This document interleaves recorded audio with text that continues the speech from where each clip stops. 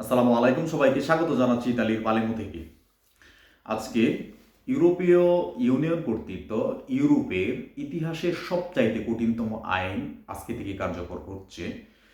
তো আমরা বাংলাদেশিদের এটা নিয়ে বেশ আতঙ্ক তৈরি হয়েছে যে আসলে কি হবে। তো এই বিষয়টা নিয়ে আমি কিছু দিক আপনাদের সাথে আলোচনা করব, যে বিষয়গুলো আমাদের জানা প্রয়োজন।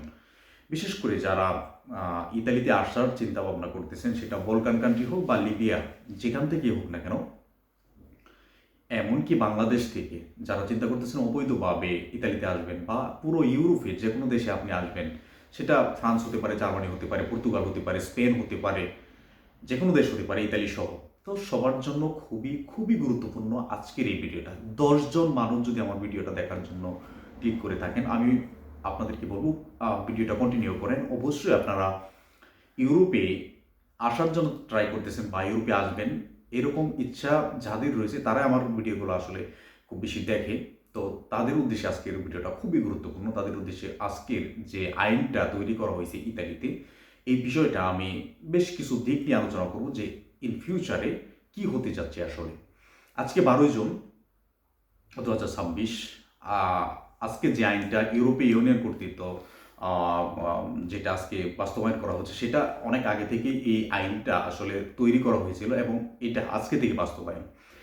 এখন এটার যে খারাপ দিকগুলা, সেটা আগে আমি আপনাদেরকে বলে রাখি যে কি হতে পারে আমাদের সাথে। প্রথমত যেটা হবে সেটা হচ্ছে আশ্রয় আবেদনের যে প্রক্রিয়াটা, এটা নিয়ে প্রথমে শুরু করি। প্রথমে আশ্রয় আবেদনের যে ব্যাপারটা এটাই বলি, কারণ আমরা ইউরোপে বা ইতালিতে যখন আসি তখন আমরা এখানে আশ্রয় আবেদন করি এবং সেটা আমরা এটাকে মনে করি এটা বৈধ হওয়ার একটা পথ। সো এই বিষয়টা আমাদের এখন ক্লিয়ারলি জানা দরকার যে এই বিষয়টা আসলে কি। আশ্রয় আবেদন হচ্ছে আপনি যখন নিজের দেশে দুর্নীতি বলেন বা নির্যাতন বলেন বা রাজনৈতিক ক্রাইসিস বলেন বা সংখ্যালঘু ধর্মীয় ক্রাইসিস, যেটাই হোক না কেন, যখনই আপনার দেশ আপনার কাছে অনিরাপদ হয়ে যাবে, তখন আপনি অন্য একটা দেশে আশ্রয় আবেদন করতে পারবেন। তো এই যে বিষয়টা, এটাকে আমরা ইতালিতে আসার পর বৈধ হওয়ার একটা মাধ্যম হিসেবে ব্যবহার করি, যেটা ইউরোপীয় ইউনিয়ন যে আইনটা আজকে করেছে এটা টোটালি এখন বন্ধ হয়ে যাবে। কেমন হবে? এখন যে আইনটা করা হয়েছে, এই আইনের অধীনে যখন আপনি ইতালিতে আসবেন, যদি আপনি ইতালির বাইরে, অর্থাৎ ইউরোপীয় ইউনিয়নের বা ইউরোপীয় দেশগুলোর সীমানার বাইরে থাকেন, তাহলে সেখান থেকে যদি আপনাকে ইউরোপীয় সীমান্তরক্ষী বাহিনী আপনাকে ধরতে পারে বা তাদের অনুকূলে আপনাকে নিয়ে নেয়, তাহলে সর্বোচ্চ 7 দিনের ভিতরে আপনার ফিঙ্গারপ্রিন্ট, আপনার যাবতীয় যে কার্যক্রমগুলো নর্মালি প্রথমে স্বাস্থ্য পরীক্ষা থেকে শুরু করে যা কিছু রয়েছে, সব কিছু কিন্তু আপনাকে সর্বোচ্চ 7 দিনের ভিতরে করে ফেলবে এবং আপনাকে সাথে সাথে বাংলাদেশে ডিপোর্ট করবে সেখান থেকেই। আচ্ছা, ইতিমধ্যেই যারা কোনো না কোনো প্রসেসিংয়ে, অর্থাৎ আগামীকালকে থেকে সেটা বলতে পারি, আগামীকালকের ভেতরে যদি আপনারা ইউরোপীয় ইউনিয়নের ইতালিতে আপনারা প্রবেশ করেন, তাহলে আগামীকালকে থেকে যেটা হবে, সর্বোচ্চ 3 দিনের ভেতরে, যেটা এখনো পর্যন্ত আইনে বলা হয়েছে, সর্বোচ্চ 3 দিনের ভিতরে আপনার ফিঙ্গারপ্রিন্ট, আপনার যে নর্মালি আপনার হাইট, আপনার ওজন, আপনার উচ্চতা, বিভিন্ন যে দিকগুলো তারা যে ফর্মালিটিস, অর্থাৎ স্বাস্থ্য পরীক্ষা সহ যেগুলো করে, সেটা সর্বোচ্চ 3 দিনের ভিতরে হয়ে যাবে এবং সর্বোচ্চ 6 থেকে 10 সপ্তাহ বা সর্বোচ্চ 12 সপ্তাহের ভিতরে আপনার যে প্রসেসিংটা, সেটা কিন্তু খুব দ্রুততার সাথে শেষ করে দেবে।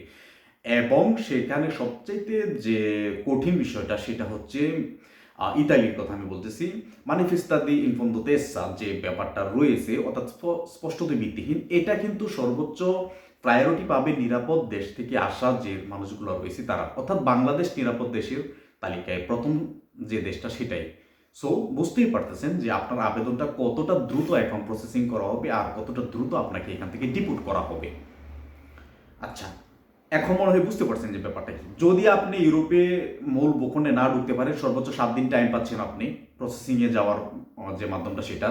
ইউরোপীয় কোনো একটা দেশে, অর্থাৎ ইতালিতে আপনি প্রবেশ করে ফেলছেন যে কোনোভাবে হোক না কেন, তখন সর্বোচ্চ 3 দিন আপনি টাইম পাবেন। এই 3 দিনের ভিতরে আপনার সকল ফর্মালিটিস শেষ করা হবে এবং সর্বোচ্চ 12 সপ্তাহের ভিতরে আপনার যে আশ্রয় আবেদনটি, সেটা তার পর্যবেক্ষণ করবে। যদি আপনাকে এখানে থাকার অনুমতি আপনি পান, সেটা যোগ্য হন, অবশ্যই আপনি এখানে থাকতে পারবেন, আদারওয়াইজ আপনাকে বাংলাদেশে ডিপোর্ট করা হবে। কারণ বাংলাদেশ একটি নিরাপদ দেশ এবং সেখানে বয়ের যে মেইন যে কারণটা, তারা স্পষ্টতই বলে দিয়েছে, নিরাপদ দেশ থেকে যারা আসবে তাদেরকে স্পষ্টতই ভিত্তিহীন, অর্থাৎ মানিফেস্তা দিন ইনফন্দোতেসা তাদেরকে দেওয়া হবে এবং এই আবেদনটা সাথে সাথে বাতিল করে দেওয়া হবে। এটা হচ্ছে সবচেয়ে আতঙ্কের বিষয়। তো বুঝতেই পারতেছেন এখন আশ্রয় বেতনটা অনেকটাই চ্যালেঞ্জিং হয়ে যাবে আমাদের জন্য ইতালিতে বা পুরো ইউরোপীয় ইউনিয়নের যে দেশগুলো রয়েছে সেন্ট্রাল দেশগুলো সেগুলো। আচ্ছা, দ্বিতীয় যে সমস্যাটা হবে, আমি যেহেতু রোমানিয়া থেকে এখানে আসছি, ক্রোয়েশিয়া, রোমানিয়া, বুলগেরিয়া এই তিনটা দেশ এবং গ্রিস, স্লোভাকিয়া বা স্লোভেনিয়া এবং হচ্ছে আপনার অস্ট্রিয়া, হাঙ্গেরি, এইসব দেশ হয়েই কিন্তু ইতালিতে প্রবেশ করতে হয় যারা বলকান কান্ট্রিগুলো হয়ে আসেন। যদি একটা দেশের মধ্যে আপনার কোনো ফিঙ্গার নিয়ে নেয়, লাইক আপনি রোমানিয়া আসছেন, রোমানিয়ার ভিসা নিয়ে আসছেন, রোমানিয়াতে যদি আপনার ফিঙ্গার থাকে তাহলে সরাসরি ইতালি আপনাকে রোমানিয়াতে ডিপোর্ট করবে সরাসরি। এখানে আপনার আবেদন নেবেই না, একেবারে টোটালি নেবে না, সরাসরি আপনাকে রোমানিয়া ডিপোর্ট করবে। যদি ক্রোয়েশিয়া আপনার ফিঙ্গার থাকে ক্রোয়েশিয়া আপনাকে ডিপোর্ট করবে। যদি স্লোভেনিয়া আপনার ফিঙ্গার থাকে তাহলে স্লোভেনিয়াতে আপনাকে ডিপোর্ট করবে। অস্ট্রিয়া ফিঙ্গার থাকলে অস্ট্রিয়া আপনাকে ডিপোর্ট করবে। হাঙ্গেরি যদি আপনার ফিঙ্গার থাকে তাহলে হাঙ্গেরিতে আপনাকে ডিপোর্ট করবে। বুলগেরিয়াতে থাকলে বুলগেরিয়াতে ডিপোর্ট করবে। গ্রিসে থাকলে গ্রিসে আপনাকে ডিপোর্ট করবে। অর্থাৎ ডবলিং যে সিস্টেমটা এতদিন ইতালিতে যারা বেশ, আমার নিজের অনেক ফ্রেন্ড সার্কেল রয়েছে যাদের রোমানিয়াতে বিশেষ করে ফিঙ্গার রয়েছে, কিন্তু তারা এখানে আসার পরে কমিশন দিতে পারছে, আশ্রয় আবেদন করতে পারছে, তাদের ডবলিংটা একটা সময় তাদের উকিল, তাদের লয়ার দিয়ে সেটা একেবারে নিষ্পত্তি করা হয়েছে। কিন্তু এখন এই মুহূর্তে আজকের পর থেকে যে আইনটা করা হয়েছে সেই আইনে আপনি কখনোই এটা নিষ্পত্তি করতে পারবেন না।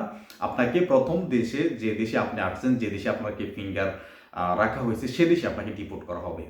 এবং এখানে আরেকটা গুরুত্বপূর্ণ বিষয় হচ্ছে, আপনি যদি ইতালিতে ফিঙ্গার দিয়ে থাকেন এখন, যেটা ভিসা নিয়ে হোক বা রাজনৈতিক আশ্রয় যেটা হোক না কেন, আপনি কিন্তু এখন চাইলেই নেদারল্যান্ডস বা জার্মানি বা বেলজিয়াম, ডেনমার্ক, ফিনল্যান্ড বা আদার যে কান্ট্রিগুলো রয়েছে সেখানে গিয়ে কিন্তু আপনি নতুন করে আবার ডকুমেন্টসের জন্য অ্যাপ্লিকেশন করতে পারবেন না। লাইক এখন অনেকেই চিন্তা করতে পারেন ইতালিতে যারা আছেন যে স্পেনে আমরা জানি যে সাধারণ ক্ষমা ঘোষণা করছে, রোমানিয়াতে সাধারণ ক্ষমা ঘোষণা করছে, সো আমি এখন চিন্তা করতেছি যে আমি চলে যাব রোমানিয়াতে, আমি চলে যাব স্পেনে, বাট আমার ফিঙ্গার ইতালিতে রয়েছে। আপনি কিন্তু এখন আজকের পর থেকে চাইলেও এটা করতে পারবেন না।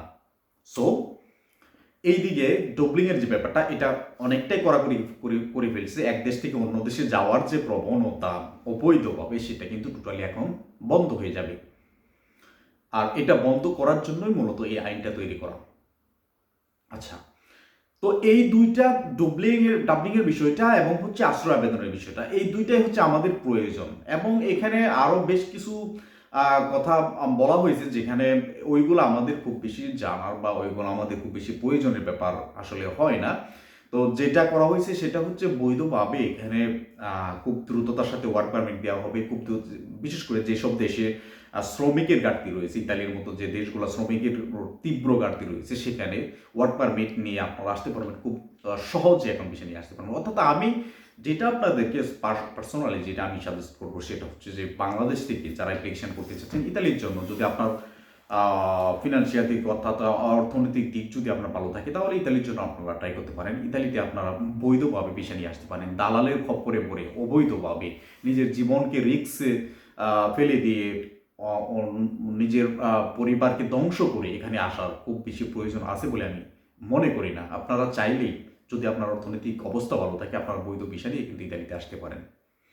যাই হোক, আজকে থেকে ইউরোডাক্ট যে সিস্টেমটা করা হয়েছে সেটা আজকে থেকে বাস্তবায়ন। সো কিছুদিন যাওয়ার পরে এটা আমরা ক্লিয়ারলি বুঝতে পারবো যে এটা আসলে ফলটা কীরকম হচ্ছে। অর্থাৎ প্রত্যেকটা দেশে প্রত্যেকটা নিজস্ব ব্যক্তিগতভাবে সেটাকে ইউজ করতে পারবে। তো কোন দেশটা কিভাবে ইউজ করে বা কিভাবে ব্যবহার করে সেটা এখন আমাদের দেখার অপেক্ষা। এবং আরেকটা গুরুত্বপূর্ণ বিষয় যেটা ইতালির জন্য আমি বলতেছি সেটা হচ্ছে যে আলবেনিয়ার যে ডিপোর্টেশন সেন্টার করা হয়েছে বা সেখানে ডিপোর্ট করার জন্য বা সেখানে রেখে আশ্রয় আবেদনটা প্রক্রিয়াটা সম্পূর্ণ করার জন্য, সেটা কিন্তু এখন থেকে পুরোপুরি চালু হবে। অর্থাৎ এখানে যদি আপনি আসেন, আপনাকে চাইলেই ইতালি সরকার আলবেনিয়ার যে সেন্টার রয়েছে সেখানে আপনাকে পাঠিয়ে দিয়ে আপনার যে কার্যক্রমটা সেটা কিন্তু সম্পন্ন করতে পারে। অর্থাৎ আপনি এখানে আসার পর আপনি এখানে কাজের অনুমতি পাবেন না, এখানে থাকতে পারবেন না, এখানে কাজও করতে পারবেন না, কোনো কিছুই আপনি করতে পারবেন না। যদি আপনার আশ্রয় আবেদনটা অ্যাপ্রুভ হয়, দেন আপনি ইতালিতে আসতে পারবেন। আদারওয়াইজ সেখান থেকে আপনাকে কিন্তু বাংলাদেশে ডিপোর্ট করা হবে। যাই হোক, এই ছিল আজকে মূল যে দিকগুলো রয়েছে এই আইনে, নতুন আইনে, সেগুলো আপনাদের সাথে শেয়ার করার চেষ্টা করলাম। আশা করি বুঝতে পারছেন আপনারা। এখন থেকে সতর্কতা হয়ে আমাদের কাজ করা উচিত। আমি মনে করি ইউরোপে আসতে গেলে এখন প্রত্যেকটা দেশে আমাদেরকে ভিসা দিচ্ছে। সো বৈধ হয়ে নিয়ে, বৈধভাবে ভিসা নিয়ে ইউরোপে আসেন এবং এখানে সেটেল হওয়ার চিন্তা করেন, সেটাই সবচেয়ে বুদ্ধিমানের কাজ হবে আমি মনে করি।